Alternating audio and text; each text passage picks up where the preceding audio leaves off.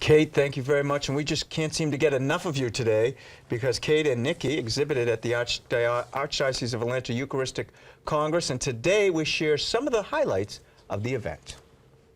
This is our 21st Eucharistic Congress, my 12th. It has become a very significant moment in the faith life of this local church, of the Archdiocese. It's an opportunity for our people to come together in faith and in fellowship. Our people love to celebrate both their Catholicism but also their ethnic and racial and cultural heritage.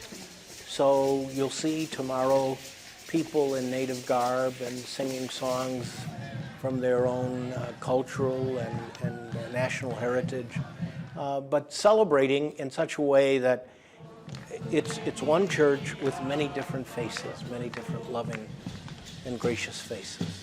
I think it's really important that the Eucharistic Congress remains in place and it happens every year because, number one, it's something for people to look forward to that's positive.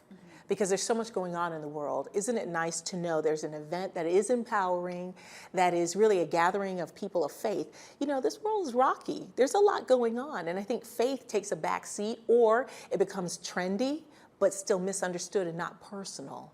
And the Eucharistic Congress is a place where you can personally grow your faith and feel energized by meeting other people who want to do the same thing. Sometimes you can feel alone in your faith and how deep you might want it to be. You might crave a deeper faith, more connection with God, but you don't feel supported in other parts of your life. And this is a place where you can get support. Well, we saw lots of people from different churches around Atlanta, and we saw dancers and singers and lots of joy. Of course, first we saw Jesus process, and my favorite part is when everybody kneels for Jesus coming and the monstrance. And my next favorite part is just to see the joy of the different communities and everybody singing. And we really wanted our kids to come out and just see the joy and the universality of the Catholic Church. And we're all happy because we see Jesus and He's God, so of course we're reverent. And then just seeing the joy that He gives us and seeing it throughout all the communities is wonderful. Organized religion is still a very respected and important component in society in the South. And obviously, as Catholics here in the Archdiocese of Atlanta, although we're 1,100,000 population, we're still a minority. The other Christian denominations, Baptists and Methodists, are still much larger in total population than we are. But we are a significant community of faith, a respected community of faith, and the gentility of the South and its reverence for religion and for religious principles is still very strong, and that's a great blessing.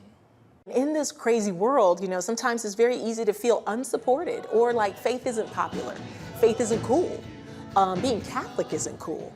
You know, you take hits and you get teased and, you know, you put up with a lot of remarks and, you know, maybe not so much now, but sometimes people make little jabs at Catholicism. And, you know, sometimes you don't know what to say. You don't know what to do, or you take it or you try to fight back. Everybody needs encouragement. All of us need to kind of power up. And it's true in our faith walk too. And it's nice to do it with people your age. And so Revive is about young adults coming together, growing their faith together, taking time to praise and worship together. I mean, really, when do we do that in our life? It's often just one of those things we mean to do, but we never get to it, or we get to a little bit of it, but we don't have enough time. Tonight, the Revive track is about having the time, dedicating that corner of our life and saying, yes, this is what I want to do. I want to grow my faith and I want to do more. It is a wonderful opportunity such that you see our faith in many different colors, many different shades. We have a Vietnamese track here, a Hispanic track. There's music coming from other rooms here that I've never been exposed to, and yet it's still uniquely Catholic. So the Eucharistic Congress is just an amazing showcase. It's a lot of fun to walk around and see God's work all around us. Well, in some respects, the Eucharistic Congress ends with the dismissal after Mass, which is common to all of our Masses, in which the deacon or the celebrant says, go and celebrate and put into practice what we have witnessed and shared here. So it's a commissioning that reminds our people that the things that have brought us together in the Eucharistic Congress are our love for the Eucharist, our love for each other, our commitment to social justice and the social teachings of the Church, our desire to strengthen the bonds that unite us. We leave saying those are important lessons, and we'll try to live them for the next calendar year until we come together again.